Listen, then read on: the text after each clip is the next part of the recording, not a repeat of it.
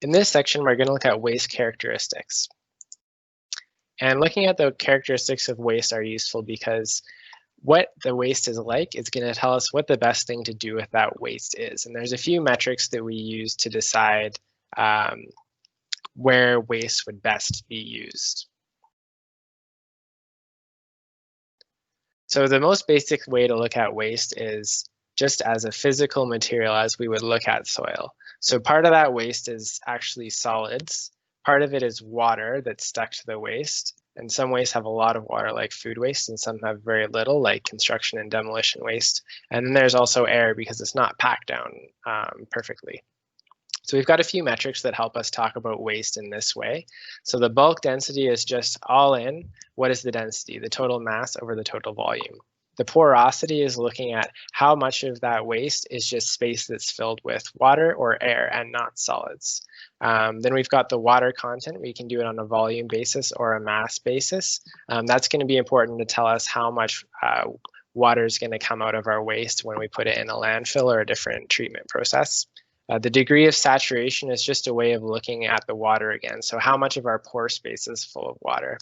And then lastly, the field capacity is specific to kind of the arrangement of the particles of waste. How much water can that hold? So if it's at its field capacity, it's about to start dripping water out. If it's underneath, we can add more water and it will soak it up. And this is really important in a landfill to help manage some of the water balances.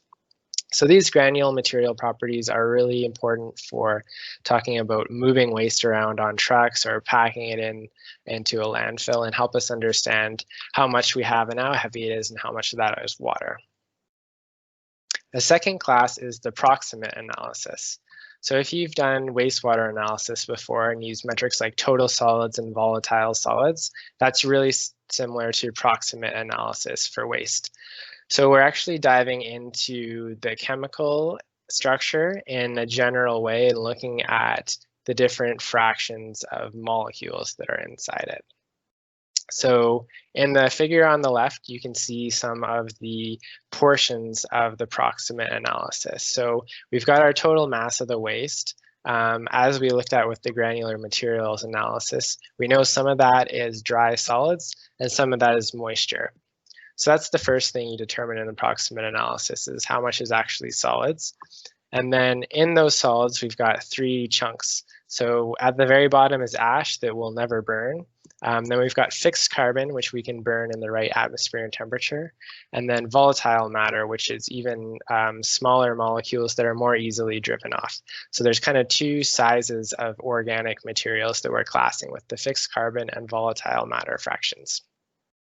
And the way you actually do this test is per ASTM-D standards that are shown on the screen here. So the first thing you do is you dry the waste out at 105 degrees Celsius. So you're driving off all the moisture, and the difference between the weight before and after you do this is the moisture content.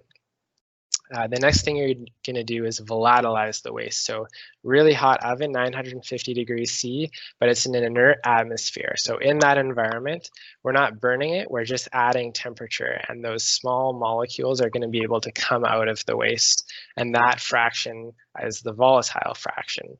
And then the next thing we'll do our sample. So we've dried it out, we've driven off all the volatiles, and now we'll see of what's left, what will burn, and what will be left is ash. So we'll lower the oven down to 750, and this will burn in a normal atmosphere, and it will burn for an hour. By that time, anything that's going to burn will have burned. And then we do some math, as shown in these formulas, and we can figure out how much materials in each of these buckets. The ultimate analysis is similar to the proximate analysis in that we're actually deriving some information about the chemicals in the waste, but where the proximate analysis just looks in very big buckets of volatile matter and fixed carbon, the ultimate analysis looks at exactly what elements are in our waste. So it's not going to tell us the structure of materials like PVC and glucose that are on here, but it'll tell us the mass fractions of each. So how much carbon, hydrogen, oxygen, chlorine, sulfur, nitrogen, all those things. And that can tell us a lot about what the waste is and what's going to happen to the waste when we start treating it in different ways. Next, we'll talk about heating values. So heating values are important when we use thermal processes on waste, and they measure the amount of chemical energy that's stored in that waste. And this relates to the elements that make up the molecules, which is the ultimate analysis, and also that fixed carbon volatile matter breakdown in the proximate analysis. So these are just other metrics that measure the same thing. We have two kinds of heating values. One is called the higher heating value, or gross calorific value. The other is the lower heating value, or net calorific value. The difference is the higher heating value disregards moisture. We're just looking at the total energy content of something. So if you buy a chocolate bar and you look at the label, it gives you how many calories per gram. That's really analogous to a higher heating value. It's the total amount of energy, period, that's in that. So in my little picture here, that's like the grapes. The lower heating value, we're actually looking at how much is water going to interfere with extracting energy from that material. So if we were going to put these grapes into an incinerator, we'd spend a lot of energy just getting rid of the water before we could start actually burning the organic material. So the lower heating value captures that by subtracting the energy used to drive off water. So it's the net value, it's the plus minus we get out of it. So raisins and grapes would have the same higher heating value because they're the same thing. The raisins just have less water, but the raisins would have a greater lower heating value because there'd be less water subtracting from the energy if you went to burn them. Well, it's pretty silly to be burning grapes and raisins, but so you can determine these heating values theoretically using enthalpies of combustion. This will only tell you the higher heating value because it doesn't have the information about the water content. Experimentally using a calorimeter, so that's a little device that you put your sample in, it burns it, and it measures how much temperature is changed in a water bath that's surrounding it.